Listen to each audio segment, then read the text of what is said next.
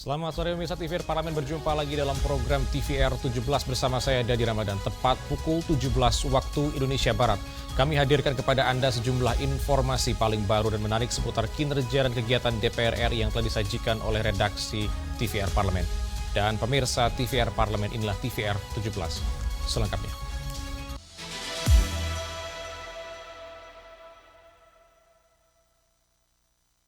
Pemirsa, Wakil Ketua Komisi 2 DPR RI Arya Bima menjelaskan transparansi dan akuntabilitas dana transfer ke daerah sangat diperlukan demi mewujudkan kesejahteraan rakyat.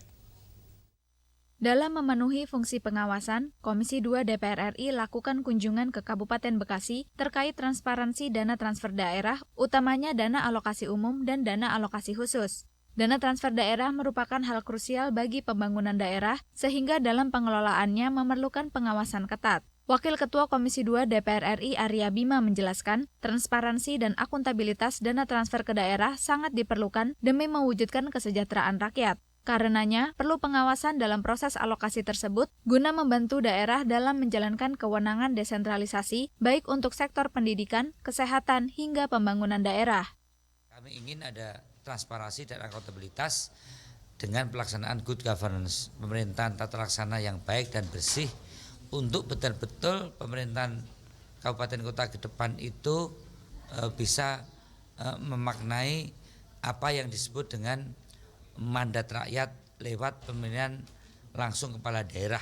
Untuk rakyat inilah yang kita awasi betul bagaimana pelaksanaan APBD, khususnya dengan transfer daerah, khususnya dengan dana alokasi khusus dan dana alokasi umum.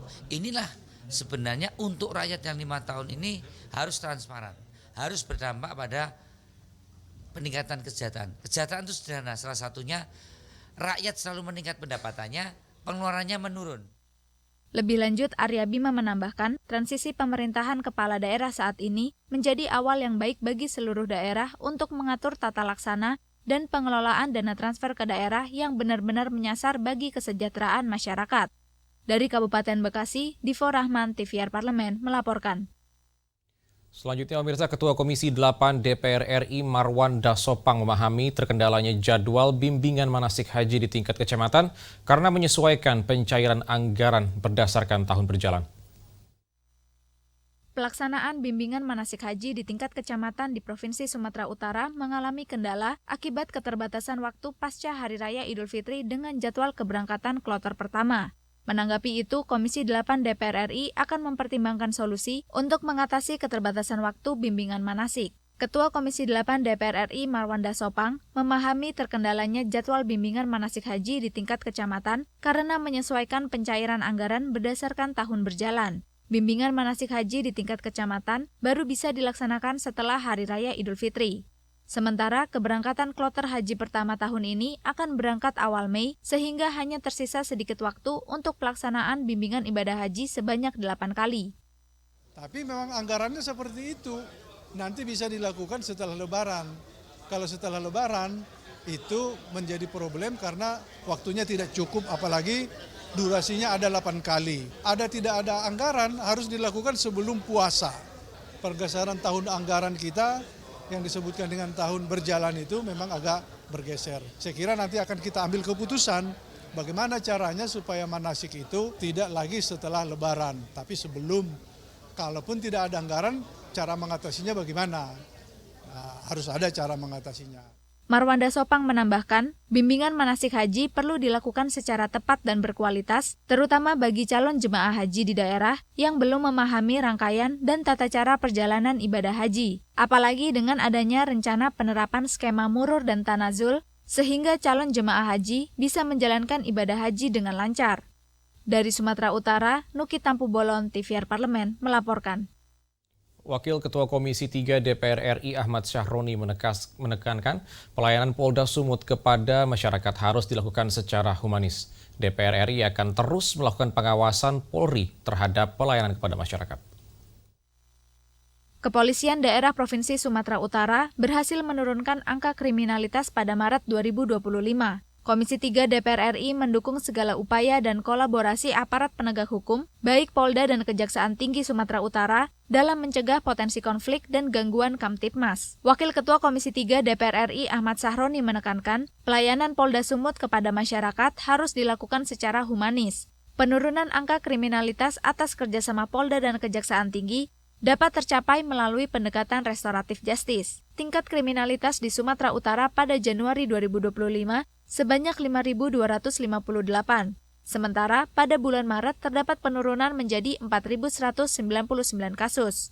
Inilah bentuk daripada dua institusi yang bekerja sama dengan baik. Walaupun yang katanya luar biasa, tingkat kriminalitasnya tertinggi, tapi sekarang alhamdulillah inilah wujud daripada humanisme dari seorang pemimpin yang melakukan kinerja yang cukup baik terhadap kinerja anak buahnya.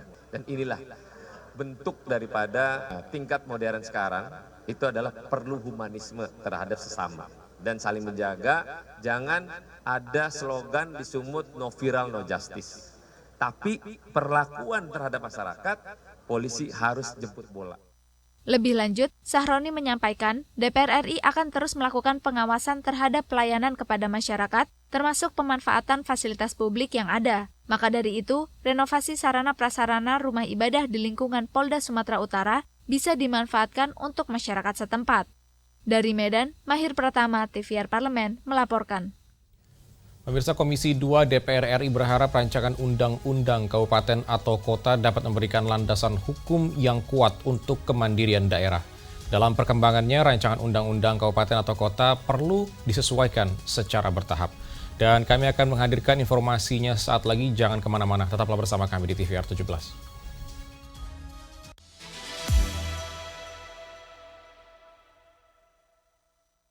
Assalamualaikum warahmatullahi wabarakatuh. Di hari kemenangan ini, kita meraih kemenangan yang sejati, diberi kesehatan dan selalu dalam lindungannya.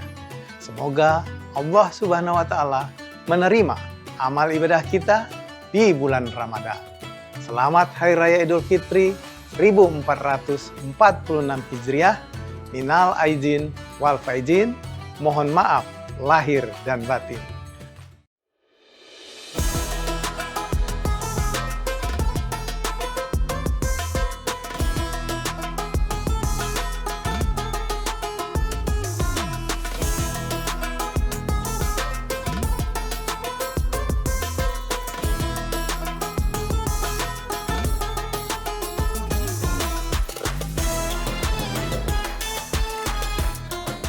The chair of the BKSAP of the House views the ceasefire between Israel and Hamas as a constructive step. He urges the parliament around the world to oversee and support its implementation. Don't forget to watch House News only on TVR Parliament.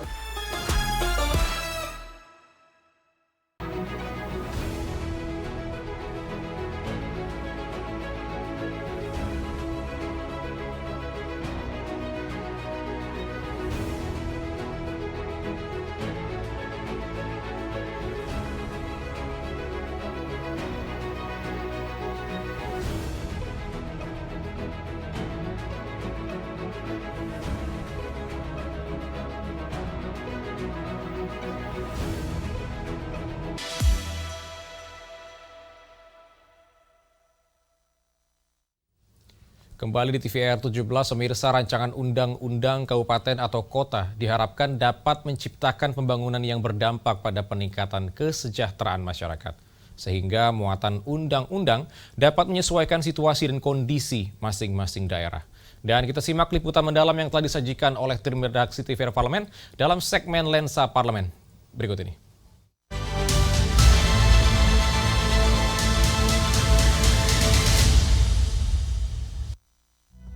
Komisi 2 DPR RI menekankan pentingnya pemberdayaan hak otoritas masyarakat untuk mencapai keadilan dan kemakmuran melalui rancangan undang-undang kabupaten kota. Percepatan implementasi pembentukan RUU Kabupaten Kota memerlukan perda yang dilegitimasi langsung oleh DPRD, sehingga muatan undang-undang dapat menyesuaikan situasi dan kondisi masing-masing daerah. Anggota Komisi 2 DPR RI Eston Funai berharap RUU Kabupaten Kota dapat memberikan landasan hukum yang kuat untuk kemandirian daerah. termasuk berbagai pembangunan yang berdampak pada peningkatan kesejahteraan masyarakat. Dalam rangka realisasi otonomi daerah, setiap daerah memiliki otoritas dan hak otonom untuk membangun daerahnya, tentunya demi untuk kesejahteraan rakyat.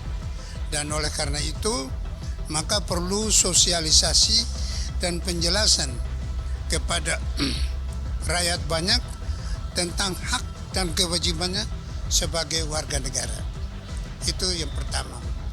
Yang kedua, otoritas dari pemerintah sendiri wajib untuk memberikan motivasi dan penjelasan yang berkaitan dengan kondisi masyarakat menuju masyarakat adil dan makmur. Masyarakat adil dan makmur sementara ini tentunya berkaitan dengan upaya peningkatan pendapatan masyarakat, sehingga mereka merasa lebih aman dan lebih damai sejahtera dalam kehidupan berbangsa dan bernegara dalam konstelasi Negara Kesatuan Republik Indonesia. Nah, ini yang perlu secara teritorial kerjasama antar negara untuk mencapai taraf hidup menuju masyarakat adil dan makmur. Jadi hak-hak otoritas dari otonom masyarakat itu perlu diberdayakan secara baik menuju masyarakat adil dan makmur. Dalam perkembangannya, RUU Kabupaten Kota perlu disesuaikan secara bertahap. Alasannya karena dasar hukum yang digunakan sebelumnya masih mengacu pada Undang-Undang Dasar lama, bukan Undang-Undang Dasar Republik Indonesia 1945 setelah amandemen keempat. Adila dan Rifki, TVR Parlemen, melaporkan.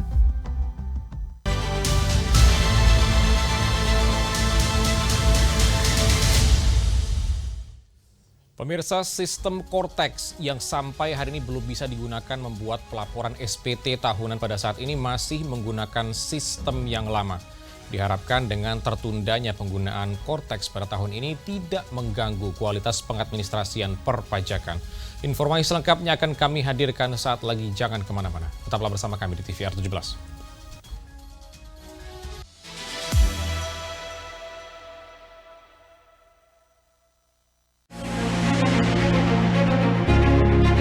Di awal tahun APBN ini tekor. Apa yang sedang terjadi nih Pak? Saya bolak-balik ngomong pemerintah harus lebih jujur memaparkan kondisi ekonomi Indonesia.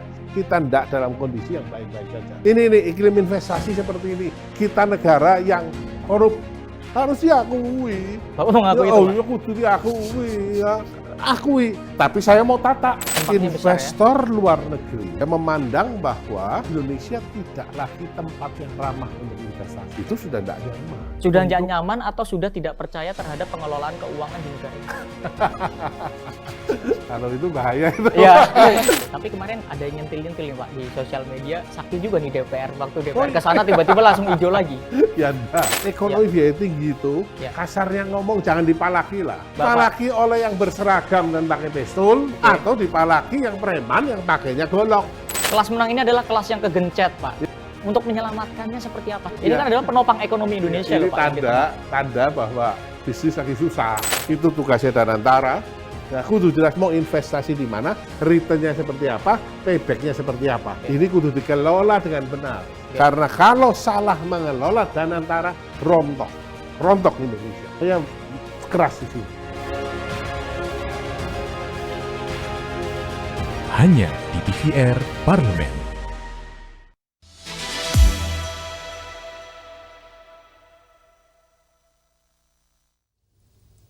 Pemirsa, Anda kembali menyaksikan TVR 17. Komisi 11 DPR RI meminta Kementerian Keuangan untuk mempersiapkan aplikasi Cortex secara baik, termasuk dari sisi cyber security. Untuk selengkapnya berikut laporan rekan kami Hendra Sunandar dari Gedung DPR RI Senayan, Jakarta. Ya baik pemirsa TVR Parlemen dimanapun Anda berada, seperti diketahui bahwa Kementerian Keuangan telah meluncurkan sistem aplikasi perpajakan yang bernama Cortex dan memang per 1 Januari aplikasi ini sudah diluncurkan. Tapi ternyata pemirsa sampai hari ini sistem pelaporan pajak tersebut masih mengalami kendala dan banyak sekali masyarakat yang melakukan protes di media sosial terkait sulitnya melakukan pelaporan pajak yang dilakukan oleh wajib pajak. Nah pemirsa, untuk membahasnya kami akan mengajak Anda berbicara langsung dengan anggota Komisi 11 DPR Bapak Fati dari fraksi Partai Demokrat. Bapak, terima kasih Pak atas waktunya. Pak, terkait dengan banyaknya keluhan masyarakat terkait dengan Kortex ini Pak, apa yang disoroti di Komisi 11 nih Pak supaya bisa evaluasi ke depan lebih baik lagi? Ya betul. Jadi Kortex ini kan sebuah sistem yang baru diimplementasikan. Sehingga pergantian sistem ini memang menurut kami wajar ya adanya bugs ataupun adanya hal-hal yang masih perlu disempurnakan. Kortex ini sebetulnya secara gagasan luar biasa baik, hanya memang karena ini adalah baru sehingga ada beberapa hal yang memang ke depannya masih perlu penyesuaian. Penyesuaian yang dimaksudkan seperti apa Pak supaya nanti bisa clear apa yang diketahui publik Pak? Karena kan sampai saat ini kan kita tahu bahwa keluhannya itu masih hal yang sifatnya mendasar dan banyak publik yang belum tahu soal sebenarnya di balik aplikasi ini. Ya, jadi ada beberapa kendala teknis tadi sempat diuraikan, namun demikian ke depannya ini Kementerian Keuangan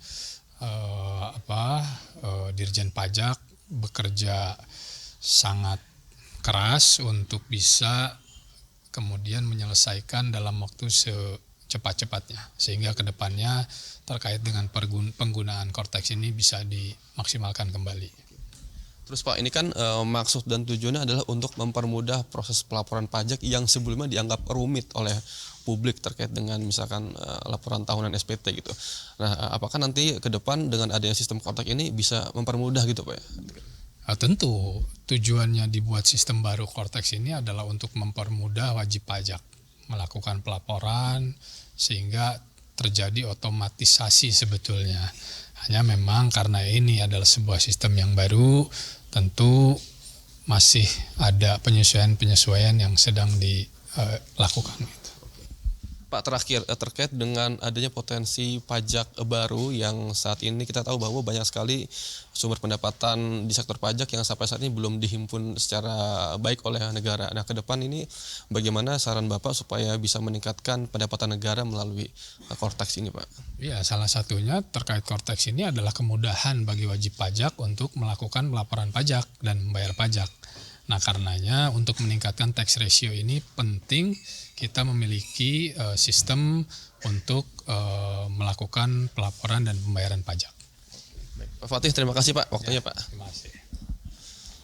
Ya pemirsa, demikian wawancara kami dengan Bapak Fatih selaku anggota Komisi 11 DPR yang mana tadi disampaikan bahwa Komisi 11 mendukung adanya pelaksanaan sistem pajak dan reformasi yang dilakukan untuk meningkatkan sumber pendapatan negara melalui pajak dan adanya kemudahan akses pajak bagi para wajib pajak yang ada di Indonesia. Mengingat kita tahu bahwa sumber pendapatan utama dari negara ini adalah di sektor pajak dan ke depan sistem ini perlu didukung dan diperkuat supaya bisa meningkatkan pendapatan negara. Nah pemirsa, demikian yang dapat kami laporkan langsung dari Gedung DPR RI Senayan Jakarta. Untuk selanjutnya kami kembalikan ke rekan kami di studio. Dan selanjutnya pemirsa, apa saja yang menjadi sorotan media online nasional pada hari ini? Selengkapnya saat lagi, jangan kemana-mana. Tetaplah bersama kami di TVR 17.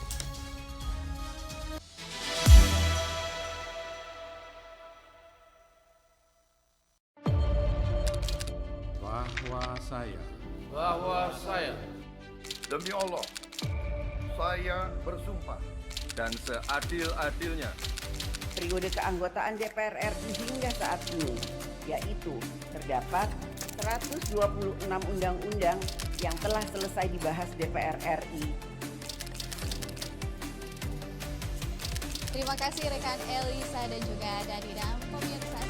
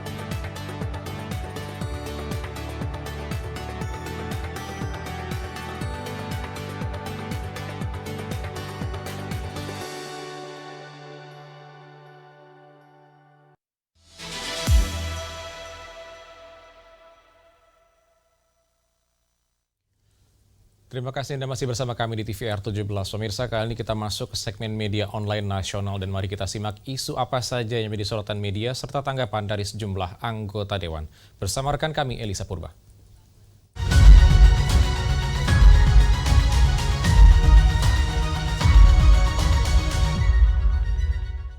Ya, terima kasih rekan Dadi dan pemirsa. Kita akan simak apa saja yang menjadi headline di media online hari ini yang membahas sekitar dan terkait dengan DPR RI. Yang pertama mengenai DPR RI meminta pemerintah untuk kirim nama calon duta besar Republik Indonesia untuk Amerika Serikat.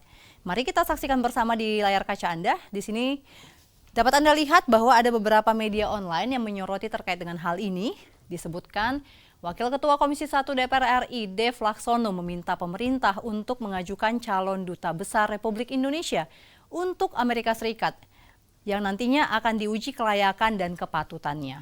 Permintaan ini didasari lantaran kursi duta besar di Amerika Serikat saat ini sedang kosong di tengah kebijakan tarif resiprokal Presiden Donald Trump. Pemirsa, legislator Partai Golkar ini mengatakan posisi Dubes Republik Indonesia di negeri Paman Sam ini kerap ditarik ke Jakarta untuk mendapatkan tugas negara lain. Nah, kendati demikian, Dev meminta pemerintah untuk mengajukan calon Dubes Republik Indonesia untuk Amerika Serikat. Selain Amerika Serikat, Dev juga meminta pemerintah mengajukan calon Dubes untuk negara sahabat lainnya yang kosong. Dev mengatakan pihaknya siap untuk menggelar uji kelayakan dan kepatutan atau fit and proper test bila pemerintah telah mengirimkan nama calon diplomat Republik Indonesia. Kita lanjut ke berita selanjutnya yang juga menjadi headline di media online terkait dengan perjuangan Dasko dalam percepatan pengangkatan CASN. Kita saksikan bersama pemirsa, di sini ada pemerintah khususnya DPR RI yang disoroti di dalam media-media bahwa perjuangan DPR RI ini dalam mendorong percepatan pengangkatan calon aparatur sipil negara atau CASN, baik calon pegawai negeri sipil ataupun calon pegawai pemerintah dengan perjanjian kerja akhirnya membuahkan hasil. Pemerintah secara resmi mengumumkan bahwa jadwal percepatan ini pada Senin 17 Maret yang lalu. Hal ini terwujud setelah DPR RI yang dipimpin oleh Wakil Ketua DPR RI Sufmi Dasko Ahmad melakukan serangkaian pertemuan dengan pemerintah. Adapun beberapa waktu sebelumnya pemirsa, Sufmi Dasko beserta beberapa anggota DPR RI lainnya telah melakukan pertemuan dengan pemerintah untuk memberikan masukan percepatan pengangkatan calon ASN. Di mana kita ketahui bahwa sebelumnya pemerintah melalui surat edaran yang diterbitkan oleh Kemenpan RB bersikukuh agar pengangkatan CPNS dilakukan serentak pada Oktober 2025 dan calon P3K dilakukan serentak pada Maret 2026.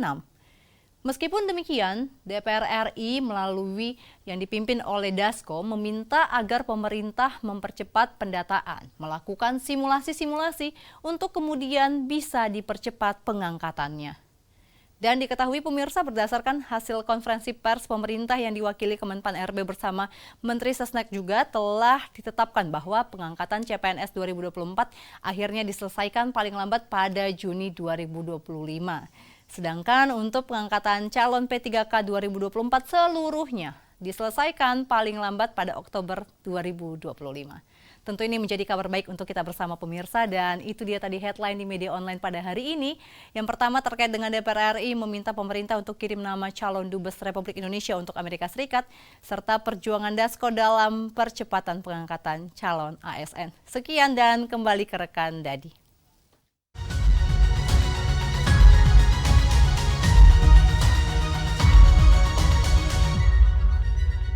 Baik, terima kasih rekan Elisa yang telah menyampaikan sejumlah update sorotan dari media online nasional pada hari ini. Dan segmen media online tadi sekaligus menutup program TVR 17 edisi hari ini. Saya Dadi Ramadan beserta seluruh kru TVR Parlemen yang bertugas mengucapkan terima kasih dan pamit undur diri dari hadapan Anda. Selamat sore, TVR Parlemen, referensi Indonesia.